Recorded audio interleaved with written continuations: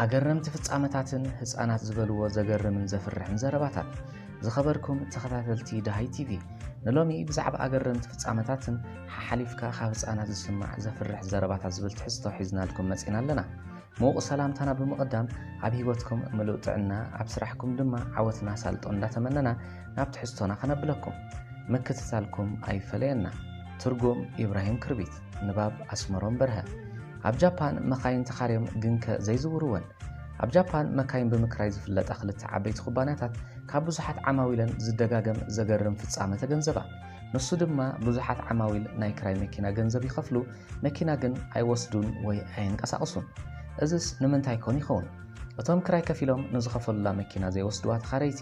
እንታይ ረብሓ ወይ እንታይ ዕላማ ስለ ዘለዎም ይኸውን እዘን ኦሪክሰን ታይምስን 24 ኮንን ዝተባህላ ክልተ ዓበይቲ ኩባንያታት 1.2 ሚልዮን ዝተመዝገቡ ዓማዊል ኣለውን ክልቲአን ድማ ምኽንያት ናይዚ ኣገራሚ ትርኢት ክፈልጣ ናብቶም ምዝጉባት ዓማዊልን ዳህሳስ ክገብራ ጀመራ እቶም መኪና ተኻርዮም ዘይዝውርዎን ዓማዊል ዝተፈላለየ ምኽንያታት ከም ዘለዎም ክፍለጥ ተኻኢሉ ገሊኣቶም ንውሑድ ሰዓታት ክድቅሱ ዝደልዩ ክኾኑ ከለዉ ገሊኦም ድማ ንውሕ ዝበለ ናይ ቴሌፎን ዝርርብ ክገብሩ ወይ ድማ ህድኣት ዘድልዮ ስራሕ ምስ ዝህልዎም መኪና ተኻርዮም ይድቅሱ ቴሌፎን ይዛረቡ ስርሖም የሰላስሉ እቲ ዘገርም ካብ ዝፍልይ ዝበለ ድማ ገለ ካብቶም ኣብ ኣብያተ ምግቢ ኮፍ መበል ዝሰኣኑ ወይ ካብ ትካላት ፋስት ፉድ ሳንድዊች ማለት ፓኒኖ ገዚኦም ብምምጻእ መኪና ተኻርዮም ፓኒኖኦም ይበልዑ ገለ ድማ ሞባይላቶምን ላፕቶፓቶምን ቻርጅን ምግባር ይጥቀሙለን እዚ መኪና ተኻሪኻ ሞባይላትን ካልእ ኤሌክትሮኒካዊ መሳርሒታት ናይ ምምላእ ወይ ቻርጅ ምግባር ተርእዮ ድሕሪቲ 2011 ዘጋጠመ ባህርያዊ ሓደጋ ሱናሚ ዝተለምደ ተርእዮ ምዃኑ ይፍለጥ ብዝሕ ዝካርያ መኻይንን ምሕሳር ዋጋ ክራይን ነዚ ዝተጠቕሰ ኣጠቓቕማ ዝደፋፍእን ዘተባብዕን እዩ ብፍላይ ድማ ብዝሕ መረከብ ነቑጣታት ኣብ ኩለን ከተማታት ጃፓን ልዕሊ 12,000 መረከብ ነቑጣታት ኣለዋ እዚ ማለት መኪና ካብ ሚያዛካ ተኻሪኻ ናብ ኦሳካ ከተረክባ ምኽኣል ማለት እዩ $278,000 ዝወድእ ዓይኒ ምድሪ ከተማ ፐርስ ኣውስትራልያ ሃንደበት ብበጻሕቲ ዕለቕለቐት እቲ በጻሕቲ ዝቀዳደሙሉ ዝነበሩ ቦታ ቅርሲ ወይ ታሪኻዊ ቦታ ኣይኮነን ስነ ጥበባዊ ስራሓት እውን ክበሃል ኣይከኣልን ዓይንን ልብን ሰብ ዝማርኽ ፍሉይ ባህርያዊ ተፈጥሮ እውን ኣይኮነን እንታይ ደኣ እዛ ከተማ እንታይ ሓድሽ ነገር ስለ ዝተረኽባያ በጻሕቲ ክሕዙላት ጀመሩ በጻሕቲ ብውልቁ ኾነ ብጉጅለ ካብ ዝተፈላለየ ሃገራት መፂኦም ናብታ ከተማ ምስ በጽሑ ናብ ሓደ ኣንፈት እዮም ዝጓዓዙ ናብታ ኣብ ማእከል ባሕሪ ዝተደኮነት ብዕንፀይቲ ዝተሰርሐት ሰማያዊ ሕብሪ ዘለዋ ንእሽተይ ገዛ ምስጢር ናይዛ ሰማያዊ ሕብሪ ዘለዋ ንእሽተይ ገዛ እንታይ እዩ ሓዳሽ ኣይኮነትን ካብ ስራሕ ነዊሕ ዓመታት ዝገበረት እያ ተቐማጦ ናይታ ከተማ ብዙሕ ኣቕሊቦም ኣይፈልጡን ተቐማጦ ዛ ከተማ ዘይፈልጦ እንታይ ሓድሽ ነገር ስለ ዝተረኽባ ደያ ብሰንካ ከተማ ብበጻሕቲ ዘዕለቕለቐት ዘገርም እዩ እዛ ብክራውሊን ኤጅ እትፍለጥ ንእሽተይ ገዛ ቅድሚ ሕጂ ዘቕልበላን ዝግደሰላን ወላ ሓደ ሰብ ኣይነበረን እንተ ብኣጋጣሚ ድዩ ወይስ ኮነ ኢልካ ጽባቐት ቦታ ንምርኣይ ሓደ ቅዱስ መሳጥ ስእልታት ናይታ ንእሽቶ ገዛን ከባቢኣን ኣብ ኢንስታግራም ዝዘርግሐ እዩ ኣቓልቦ ብዙሓት በጻሕቲ ክትስሕብ ዝኽኣለት እቲ ከባቢ ብምሉእ ማራኺ ባህርያዊ ተፈጥሮ እዩ ዘለዎ ኣሳኣል ናይዚ ቦታ ኣብ ኢንስታግራም እንተዘይዝርጋሕ እዚ ኣቓልቦ ብዙሓት በጻሕቲ ዝማረኸ ጽባቐ ክርከብ ኣይምተኻእለን ድሕርቲ ስእልታት ብኣሽሓት ዝቝጸሩ በጻሕቲ ነታ ገዛ ክስእልዋን ክሰኣሉላን ተረኣዩ እዚ ካብ ትጽቢት ወፃእ ዝኾነ ብዙሕ በጻሕቲ ዝረኣዩ ኣመሓደርታ ከተማ ነታ ገዛ ዓብ ኣቓልቦ ብምሃብ እቲ ቐጽርን ምግፋሕ ሸበድበድ በሉ ብዙርያ እታ ገዛ ዕንፀይቲ ጣዋሉ ብምውሳኽ ኣፍራስ ከጋልብ ዝኽእል ቦታ ገበሩላ እቶም ቁጽሮም እንዳዘየደ ዝኸይድ ዝነበረ በጻሕቲ ኣብቲ ከባቢ ዓይኒ ምድሪ ብዘይምህላው ከማርሩ ጀመሩ እቲ ዝቐረበ ሓበራዊ ዓይኒ ምድሪ ንኣስታት 3 ኪሎ ሜትር ርሒቑ ይርከብ እዚ መረረዚ ግን ብዙሕ ኣይቀጸለን ነታ ገዛ ዓብ ኣቓልቦን ተገዳስነትን ገይሮምላ ዝነበሩ ኣመሓደርታ ከተማ ግዜ ከይወሰዱ ሓበራዊ ዓይኒ ምድሪ ሃነጹ እቲ ዘገርም ግን እቲ ብፀሓያዊ ፀዓት ማለት ሶላር ዝሰርሕ ዓይኒ ምድሪ ልዕሊ $278,000 ክውድእ ምኽኣል እዩ መዓስ ጥራይ ኮይኑ ንምሕዳሱ ዓመታዊ $20,000 ወጻኢ ክግበረሉ ምዃኑ ተገሚቱ ኣየገርምን ዶ ሓደ እስራኤላዊ ብፍሩታ ክልተ ባንክታት ይሰርቕ እዚ እስራኤላዊ ብፍሩታ ፈራሪሕ ዝሰርቆ ገንዘብ ብዙሕ እኳ እንተዘይኮነ ኣገባብ ኣሰራርቑ ግን ፍሉይን ኣገራምን ነበረ ወዲ 47 ዓመት ዝኾነ ሰራቒ ካብ ክልተ ባንክታት $8,300 ክሰርቕ ዝተጠቕመሉ ሜላ ሓንቲ ፍረ ኣቮካዶ ኣብ ጸጋማይ ኢዱ ዓሚኹ ብምእታው ነቶም ሰራሕተኛታት ናይ ኢድ ቦምባ ሒዘለኹ ምሳኹም ዘሎ ገንዘብ እንተዘይሂብኩምኒ ክፍንጅረ እንዳበለ ይህድዶምን የፈራርሖምን ምንባሩ ተፈሊጡ ኣብቲ ካልኣይ ዝኣተወ ባንክ ነታ ውፅንሓቶ ሰራሕተኛ ተሓዚት ገንዘብ ኣብ ሳንዱቕ ዘሎ ገንዘብኪ ኣልዕልኪ ኣብ ሳንጣ የእትውዮ እንተዘይኮይኑ እዛ ኣብ ኢደይ ዘላ ቦምባ ክፍንጅረልኪ ዝብል ጽሑፍ ከም ዝሃባ ማዕከን ፎክስ ኒውስ ሓቢሩ እቲ ኣቮካዶ ዝዓጠቐ ሰራቂ ነቲ ስርቂ ማስኬራ ማለት መሸፈኒ ገጽ ገይሩ ይፈጺሙ እዚ ልማደኛ ሰራቂ ኣብ ሰሙኑ ተሸፋፊኑ ኣቮካዶ ዓሚኹ ከም ኣመሉ ደበኽ በለ ከፈራርሕን ክህድድን ምስ ጀመረ እቶም ሰሙን ሙሉእ ነቲ ባንክ ዝሕልው ዝነበሩ ኣባላት ስለያ ኣብ ትሕቲ ቀይዲ ኣእተውዎ ኣብ ፍርድን መርመራን ምስ ቀረበ ድማ ሕሉፍ ናይ ስርቂ ገበናት ከም ዝነበሮ ክፍለጥ ተኻለ ብኡ ንብኡ ድማ ን3 ዓመት ተፈርደ ኣምስተርዳም መርዓ ቱሪዝም ትእውጅ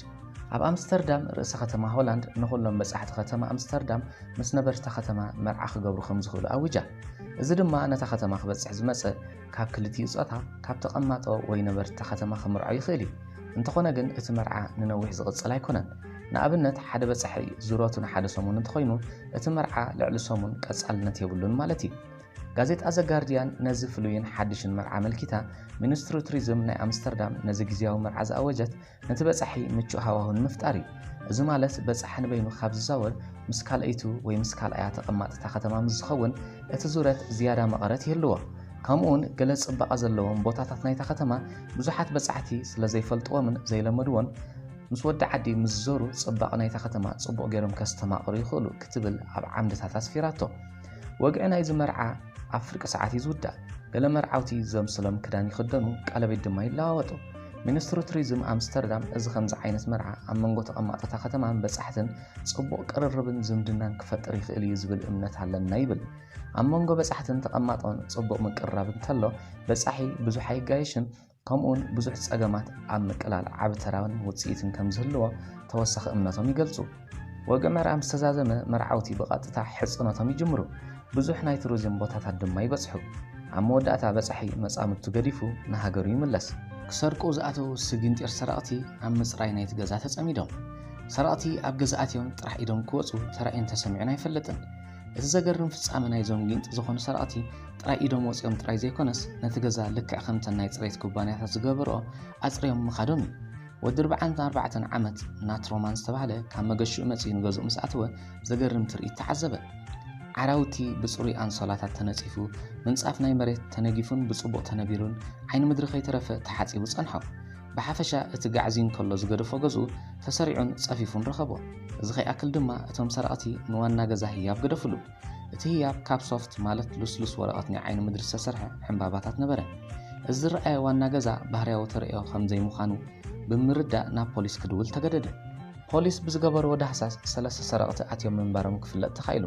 እቶም ሰራቕቲ በበይኑ ዓይነት ሽጋራ ከም ዘትክኹን ብተወሳኺ ክፍለጥ ተኻኢሉ እቶም ክሰርቁ ዝኣተው 3 መንእሰያት ስለምንታይ ሓሳቦም ካብ ስርቂ ናብ ጽሬት ከም ዝቐየርዎ ግን ዘጊት ዝተፈልጠ የለን ትርጉም ኢብራሂም ክርቢት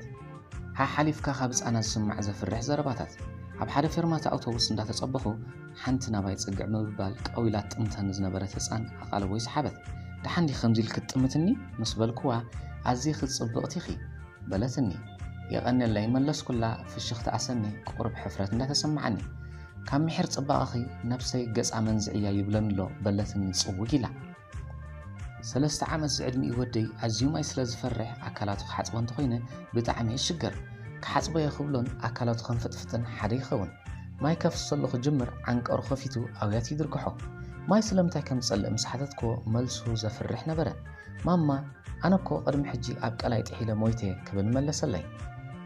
ዳርጋ ፍርቂ ለይቲ ይኸውን 6 ዓመት ዝዕድሚ ኣጓለይ ካብ ድቃሰይ ኣበራቢራ ማማ ማሪ እዚ ገዛ እንተዘይገደፍኩሞ ከቐትለኩም እየ ትብለና ኣላ በለትኒ እቲ ዘገርምን ዘፍርሕን ድማ እቲ ገዛ ቅድሚ 10 ዓመት ካብ ማሪ ዝተባህለት ሰበይቲ ገዚእናዮ ነርና ንሳ ድማ ጓለይ ከይተወልደት ዝሞተት እያ 4 ዓመት ዝዕድሚ ኣጓለይ ቀዊላ ክጥምተን ድሕሪ ምጽናሕ ማማ ትዝክር ዶ ቀደም ኣነ ኣደኽን ከለኹ እቶም ሸፋቱ መጺኦም ክሳድና ቆርጹና በለትኒ ለይቲ ድቃስ ስለ ዝኣበየኒ ኣብ ሳሎን ኮፍ ኢለ ቴሌቭዥን እንዳረኣኹ 3 ዓመት ዝዕድሚ ወደይ ኣብ ቅድመይ ደው ኢሉ ንገለ ካልኢታት ቀዊሉ ጠመተኒ